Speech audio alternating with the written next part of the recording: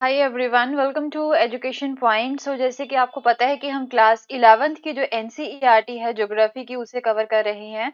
And class 11th की जो NCERT है ना, इसकी टोटल 2 बुक्स हैं एंड उसमें से जो फर्स्ट बुक है अभी हम जो है इसे ही कवर कर रहे हैं। एंड इस बुक का नेम है fundamental of physical geography. And इसके अगर हम यहाँ पे चैप्टर्स की बात करें तो सबसे पहला चैप्टर जो था वो हमने यहाँ पे छोड़ दिया था। एंड वो इम्पॉर्टेंट नहीं है एंड उसमें जस्ट यही बताया हुआ है geography as a discipline. And second chapter हमने यहाँ पे स्टार्ट किया था जिसमें we had discuss about the evolution, right. Evolution की हमने यहाँ पे बात की थी, evolution of earth and moon के बारे में बात की थी, लिथोस्फीयर के बारे में बात की थी। Then there is a third chapter, इसमें हमें जो है interior of the earth, right, interior जो है यहाँ पे अर्थ का, उसके बारे में बात की थी। क्रस्ट, मेंटल एंड कोर जो है 3 पार्ट इसके आ जाते हैं, तीनों लेयर्स के बारे में जो है डिस्कस किया था। बहुत ही डिटेल्ड वे से कवर किया था उसे। एंड कितने किलोमीटर तक एक्सटेंड होती है हर एक लेयर, राइट, वो सारी चीजें हम कवर कर चुके हैं। Then there is a fourth chapter and इसमें हमने जो है ओशियंस एंड जो कॉन्टिनेंट होते हैं, राइट, ओशियन एंड कॉन्टिनेंट्स में जो है डिस्ट्रीब्यूशन जो होता है ना उनके बारे में डिस्कस किया था। Then there is a fifth chapter, ठीक है। फिफ्थ चैप्टर में हमने यहाँ पे बात की थी about the different land forms, right, जो कि परमानेंट लैंड फॉर्म्स होती हैं।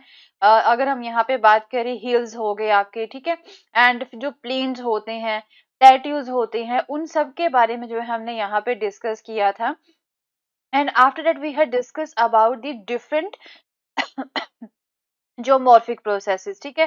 जो जियोमॉर्फिक प्रोसेसेस है ना उनके बारे में बात की थी 6 चैप्टर में। एंड इसमें जो है आपके दो तरह के आ जाते हैं, एक होते हैं एंडोजेनिक एंड एक होते हैं एक्सोजेनिक फोर्सेस।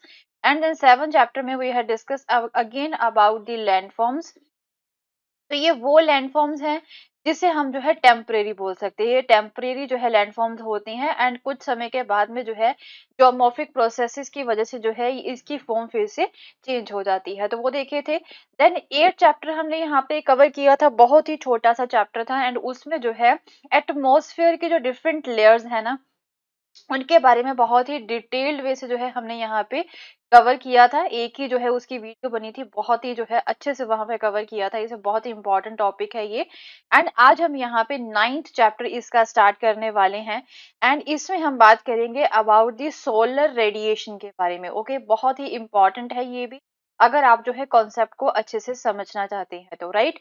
तो स्टार्ट करते हैं without wasting much time. And सबसे पहले बात करते हैं about the solar radiation, heat balance and temperature. ये जो है इस चैप्टर का नेम है। ये कौन सा है? ये आपका चैप्टर नंबर 9 है। ओके, तो आप जो है एयर तो फील करते ही हो अपने आसपास। And do you know that we live at the bottom of a huge pile of air, right. हम क्या कर रहे हैं, एक बहुत ही बड़ा सा जो है ना एयर का बैलून सा बना हुआ है, उसके नीचे हम यहाँ पे रह रहे हैं। हम इसे इनहेल करते हैं, हम इसे एक्सहेल करते हैं, बट हम एयर को तभी फील कर पाते हैं जब ये मोशन पे होती है, राइट, एंड जब ये बह रही होती है। तो इट मींस, डेफिनेशन क्या हुई, इट मींस जो एयर है यहाँ पे इन मोशन उसे हम क्या बोलते हैं, विंड बोलते हैं। एंड आपने जो है पहले ही ये सारी चीजें ऑलरेडी डिस्कस की हैं, डैट की जो हमारी अर्थ है यहाँ पे आपको हर जगह पे एयर ही मिलेगी।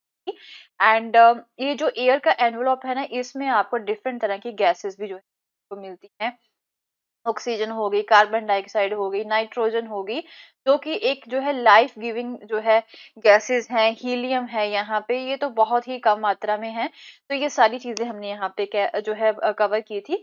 तो ये जो गैसेस हैं सारी, ये क्या है, एक सपोर्ट करती हैं हमारी लाइफ को over the earth surface. Okay, तो अब हम बात करते हैं दैट की जो एनर्जी यहाँ पे हमारी धरती पे आती है, जो अर्थ एक एनर्जी को रिसीव करती है, कहाँ से रिसीव करती है, ये सन से ही रिसीव करती है। ओके, तो इसे रिसीव करके जो है धरती इस एनर्जी को वापस भी भेजती है to the space. Okay, the energy received from the sun, तो इसे जो है वापस भी भेजती है।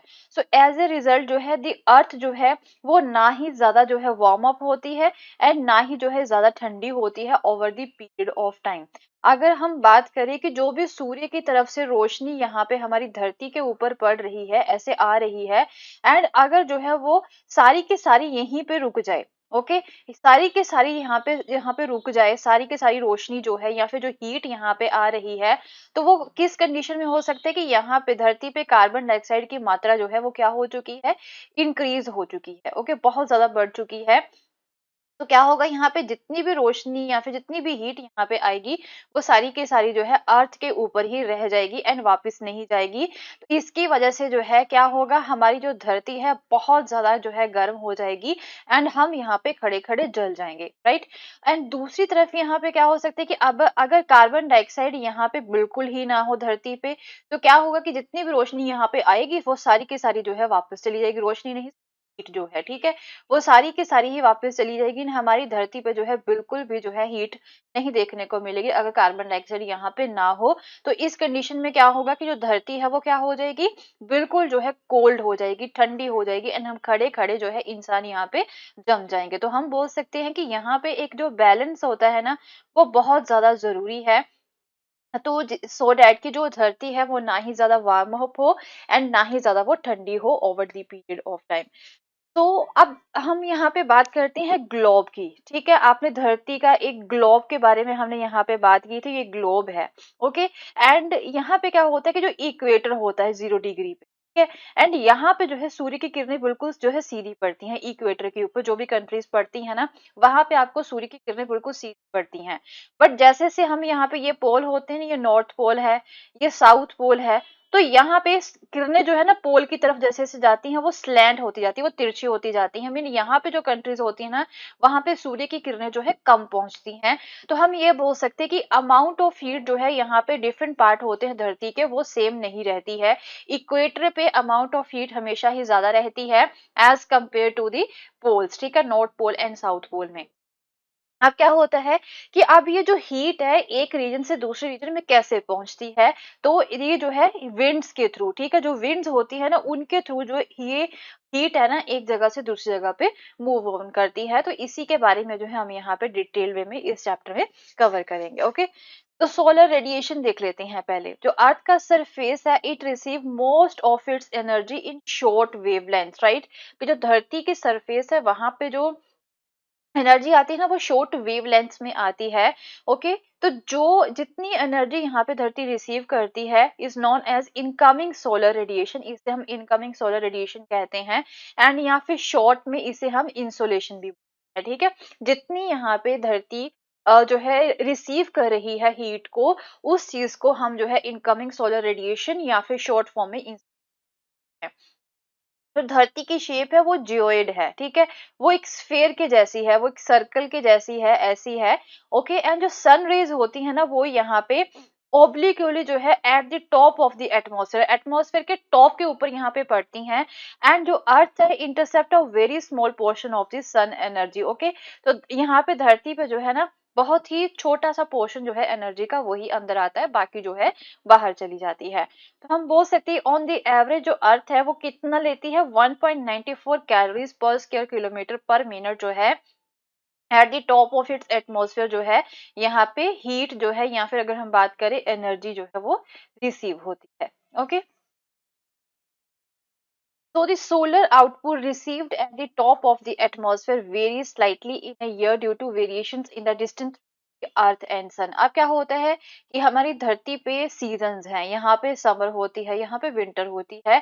तो समर में क्या होता है कि यहाँ पे सूर्य जो है थोड़ा सा धरती के बिल्कुल करीब होता है एंड विंटर्स में जो सूर्य है वो धरती के थोड़े से दूर होता है। तो जो सोलर आउटपुट यहाँ पे धरती के द्वारा रिसीव किया जाता है at the top of the atmosphere, वो जो है ना उसमें यहाँ पे वेरिएशन आती है, मीन थोड़ा सा कम होता है यहाँ पे सर्दियों में, राइट, जो सोलर आउटपुट है, एंड गर्मियों में बहुत ज्यादा होता है। तो अब क्या होता है कि धरती जो है वो रेवोल्यूशन भी करती है अराउंड दी सन, सन के इर्द गिर्द जो है वो घूमती भी है, राइट, जो धरती है। तो जो अर्थ है, the earth is farthest from the sun, ठीक है, सबसे फारदेस्ट, सबसे दूर कब होती है, 4 जुलाई को। हर साल 4 जुलाई को धरती जो है वो सूर्य से सबसे ज्यादा दूर होती है। कितना होती है, 152 मिलियन किलोमीटर जो है अवे होती है। तो इस पोजीशन को हम क्या बोलते हैं, एफिलियन बोलते हैं, जब धरती क्या होती है, फारदेस्ट होती है, दूर होती है। तो नेक्स्ट यहाँ पे 3 जनवरी की अगर हम बात करें, जो अर्थ है वो सन के बिल्कुल जो है पास होती है, कितना, 147 मिलियन किलोमीटर जो है दूर होती है। तो इस पोजीशन को हम जो है पेरिफेलियन बोलते हैं, ओके। तो देयरफॉर जो एनुअल इंसुलेशन यहाँ पे धरती पे रिसीव होता है on the 3 January, it is slightly more than the amount received on the 4 July, okay. So, however, the effect of this variation in the solar output is masked by the other factors like distribution of land and sea and the atmospheric circulation. एक तो ये हो गया कि धरती कितना दूर है यहाँ पे सूर्य से, ठीक है, उस पे भी डिपेंड करता है कि कितनी हीट यहाँ पे आ रही है। दूसरे कुछ और फैक्टर्स हैं जैसे कि यहाँ पे लैंड एंड सी जो है उसकी डिस्ट्रीब्यूशन किस तरह से है, यहाँ के जो एटमॉस्फेरिक सर्कुलेशन किस तरह के है, तो ये भी कुछ फैक्टर्स है जिसकी वजह से यहाँ पे धरती की हीट जो है वो वेरी करती है। Okay, so hence this variation in the solar output does not have great effect on daily weather changes on the surface of the earth. तो ये जो वेरिएशन है ना यहाँ पे जिसके बारे में हम पढ़ रहे हैं, बट इसका जो डेली का जो वेदर होता है ना उसके ऊपर ज्यादा इफेक्ट नहीं पड़ता है on the surface of the earth. Okay, तो बात करते हैं variability of insolation at the surface of the earth. तो द अमाउंट एंड इंटेंसिटी जो होती है इंसुलेशन की वेरी ड्यूरिंग अ डे, ठीक है, दिन के समय में एंड सीजन में या फिर साल में जो है ना ये अमाउंट जो होती है हीट की वो वेरी करती है, कभी कम होती है कभी ज्यादा होती है, पे डिपेंड करता है, दिन के समय में स्पेंड करता है एंड ये जो है ईयर के भी ऊपर भी जो है डिपेंड करता है। तो कुछ फैक्टर्स है जो यहाँ पे इंसुलेशन में वेरिएशन के जो है कारण बनते हैं वो कौन कौन से हैं। पहला तो ये है कि धरती जो है अपने एक्सिस पे भी घूम रही होती है, उसकी वजह से भी जो है ये सूर्य से जो है इधर उधर घूमती रहती है, लोकेशंस जो है वो यहाँ पे बिल्कुल चेंज होती रहती है जो कि सूर्य के सामने होते हैं। उसके अलावा जो एंगल क्या है यहाँ पे सन रेज का, राइट, उसके भी ऊपर डिपेंड करता है। दिन की लेंथ कितनी है उस पे भी डिपेंड करता है। एटमॉस्फेयर कितना ट्रांसपेरेंट है and the configuration of land in term of its aspect, तो इसके ऊपर भी डिपेंड करता है। ओके, जो लास्ट टू है ना ये वाले, जो ट्रांसपेरेंसी हो गया एंड जो कॉन्फ़िगरेशन हो गया ऑफ द लैंड, राइट, इनका जो है कम प्रभाव पड़ता है, तो इसे जो है ज्योग्राफिस्ट कम जो है फोकस करते हैं इसके ऊपर। बट यहाँ पे जो अर्थ का एक्सिस है वो कितना एंगल बनाता है, वो 66.5 डिग्री का जो है एंगल बनाता है, तो ये आपको पता होना चाहिए जो अर्थ का एक्सिस है with the plane of its orbit around the sun has a greater influence, ठीक है। तो ये जो एक्सिस होता है ना, जो धरती अपने एक्सिस के इर्द गिर्द ऐसे ही जो है रोटेट होती रहती है एंड यहाँ पे सूर्य के सामने अलग अलग लोकेशन जो होती धरती की वो आती रहती हैं, तो इसका जो है ज्यादा इन्फ्लुएंस पड़ता है on the amount of insolation received at different latitude. Okay,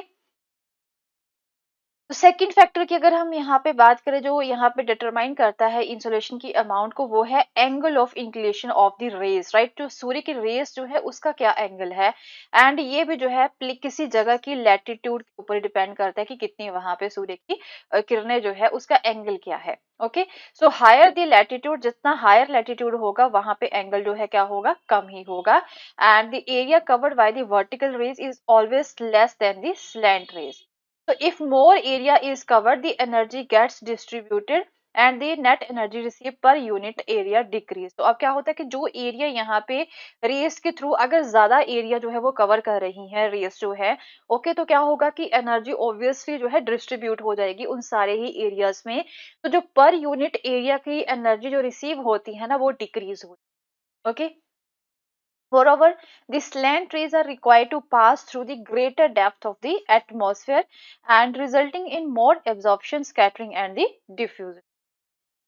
तो नेक्स्ट अब बात करते हैं the passage of the solar radiation atmosphere, ठीक है। तो अब सोलर रेडिएशन किस तरह से पास करता है हमारे एटमॉस्फेयर, तो एटमॉस्फेयर जो है वो लार्जली ट्रांसपेरेंट होता है किसके लिए, शॉर्ट वेव सोलर रेडिएशन के। तो जो इनकमिंग सोलर रेडिएशन जो होती है it passes through the atmosphere before striking the earth surface, ठीक है। अर्थ सरफेस को जो है टच करने से पहले जो इनकमिंग सोलर रेडिएशन होती हैं वो कहाँ से पास होती हैं, वो एटमॉस्फेयर से ही पास होती हैं। So with in the troposphere, तो हमने यहाँ पे लेयर्स के बारे में डिस्कस किया था, there are different layers in our atmosphere. तो अगर हम यहाँ पे ट्रोपोस्फेयर की बात करें तो यहाँ पे आपको वाटर वेपर मिलेगा, ओजोन लेयर मिलेगी या फिर कुछ और गैसेस भी मिलेंगी, राइट। तो ये जो है they absorb much of the near infrared radiation. तो ट्रोपोस्फेयर में यहाँ पे वाटर वेपर होता है, ओजोन होता है या फिर कुछ और गैसेस होती हैं, वहां पे आपको जो है ज्यादा इंफ्रारेड रेडिएशंस जो हैं वो देखने को, राइट। तो very small suspended particles in the troposphere, तो ट्रोपोस्फेयर में ना आप कुछ और छोटे छोटे पार्टिकल्स भी हो, हमने प्रीवियस वीडियो में डिस्कस किया था। Okay, and this scatter visible spectrum both to the space and toward the earth surface. तो यहाँ पे क्या होता है कि एक स्पेक्ट्रम जो होता है ना वो आपको देखने को मिलता है इन छोटे छोटे सस्पेंडेड पार्टिकल्स की वजह से। तो यही जो एक स्पेक्ट्रम यहाँ पे बनता है ना, इसकी वजह से जो हमारा स्काई होता है, राइट, वहां पे क्या होते हैं, आपको कलर्स देखने को मिलते हैं। तो this process adds colour to the sky, and the red colour of the rising sun and the setting sun, and जो ब्लू कलर होता है स्काई का, वो किसकी वजह से है? These are the result of the scattering of light within the atmosphere. Okay, सूर्य जब चढ़ता है, फिर जब सनसेट होता है, तो एक रेड कलर आपको दिखाई देता है। उसके बाद में जो स्काई है उसका कलर जो आपको ब्लू दिखाई देता है, उसका रीजन क्या है? They can ask you in your exam. Okay, आपको वो ये पूछ सकते हैं वो एग्जाम में, क्योंकि बहुत ही इंपॉर्टेंट ये फैक्ट है। तो वो यही बोलते हैं डैट की जो है जो स्कैटरिंग होती है लाइट की विद इन द एटमोसफेयर, उसी की वजह से जो है ये सारे कलर्स हमें देखने को मिलते हैं। ओके, तो next there is a special distribution of insolation at the earth surface, and जो इंसुलेशन यहाँ पे सरफेस पे रिसीव होता है, it varies from about 320 watt per metre square in the tropics. Okay, अब जो ट्रॉपिकल रीजन हैं एंड जो पोल वाले एरियाज होते हैं ना, उसमें भी जो इंसुलेशन रिसीव होता है उसमें भी आपको वेरिएशन ही देखने को मिलेगी। तो if we talk about the tropical areas, तो यहाँ पे कितना होता है? 320 watt per metre square. Okay, and on the other hand if we talk about the poles, okay, हम यहाँ पे अगर पोल्स की बात करें तो ये कितना होता है? 70 वॉट पर मीटर, राइट। तो नेक्स्ट जो मैक्सिमम इंसुलेशन रिसीव होता है ओवर दी सब ट्रॉपिकल डेजर्ट, ट्रॉपिक्स को छोड़ दो, पोल्स को छोड़ दो, अगर हम बात करें सब ट्रॉपिकल डेजर्ट्स की, यहाँ पे जो है बहुत ज्यादा इंसुलेशन आपको जो है देखने को मिलेगा। एंड हाउएवर जो यहाँ पे क्लाउडी लेस जो होती है, यहाँ पे क्लाउड जो होते हैं बहुत ही बहुत ही कम होते हैं सब ट्रॉपिकल डेजर्ट्स में, वहां पे मैक्सिमम इंसुलेशन आपको देखने को मिलेगा, right. So next, if we talk about the equator, okay, equator receives comparatively less insolation than the tropics. Okay, अब जो equator वाले areas होती हैं वहां पे बहुत ही कम insolation आपको देखने को मिलता है than the tropical areas. So generally at the same latitude, right, अब latitude की बात करें, okay, generally जो same latitude होता है, जो insolation जो होती है, it is more over the continent. Right, अब कॉन्टिनेंट्स एंड ओशंस की बात करें तो यहाँ पे जो है इंसुलेशन कॉन्टिनेंट के ऊपर ज्यादा होता है देन दी ओशंस, ओशंस में जो है कम होता है। ओके, तो these are some factors that you have to keep in your mind. Okay, ये आपको जो है अपने माइंड में रखनी है, और यहीं से जो है ना क्वेश्चंस बनते हैं, जो एमसीक्यूज है ना वो यहीं से बनते हैं। On the other hand in winter, अब बात करते हैं सीजन्स की, तो विंटर में जो मिडिल एंड हायर लैटिट्यूड होते हैं they receive less radiation. Okay, वहां पे जो है बहुत ही कम रेडिएशन आती है as comparison to the summer. Okay, summer में जो है वहां पे ज्यादा होती है, बट इन विंटर जो है वहां पे बहुत ही कम रेडिएशन जो है वो रिसीव होती है, right. So that's all for the day, and we'll continue with this same chapter in our next video. And if you like our video, so then don't forget to subscribe, like, and share our channel. So thank you so much.